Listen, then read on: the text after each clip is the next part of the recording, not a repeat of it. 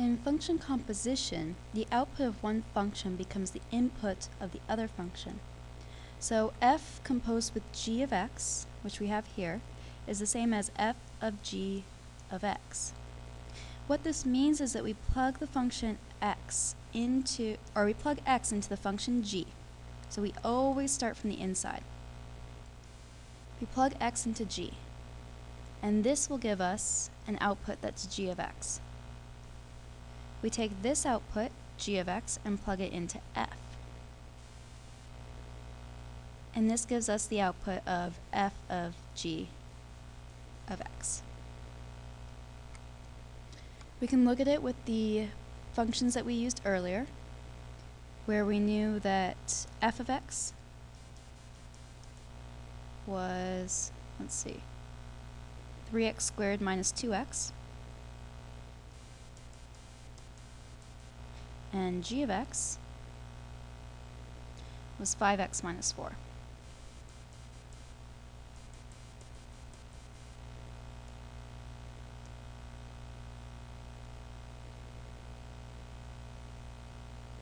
Okay, so if we wanted to compose f with g of x, that's f of g of x.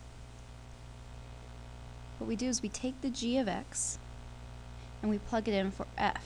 So really what we're looking at is f of 5x minus 4. But what we want to do is we want to take that whole 5x minus 4 and plug it in for wherever x appears in f.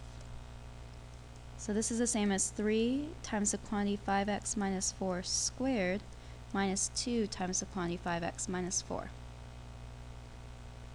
We can go through the math.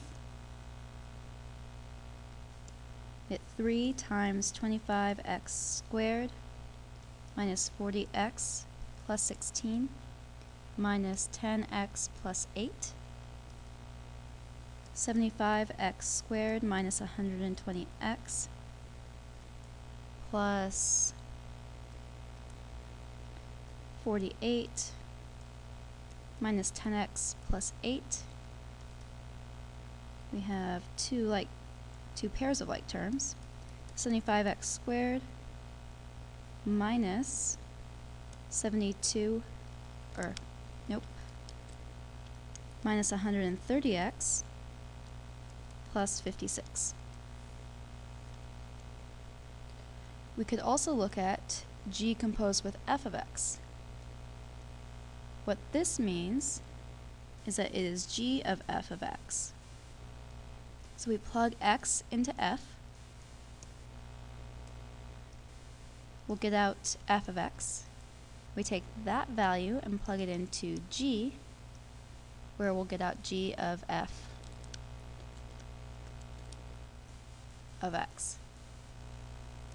So x gets plugged into f, and that whole value gets plugged into g. Again, let's use our functions from above, where g of x is 5x minus 4.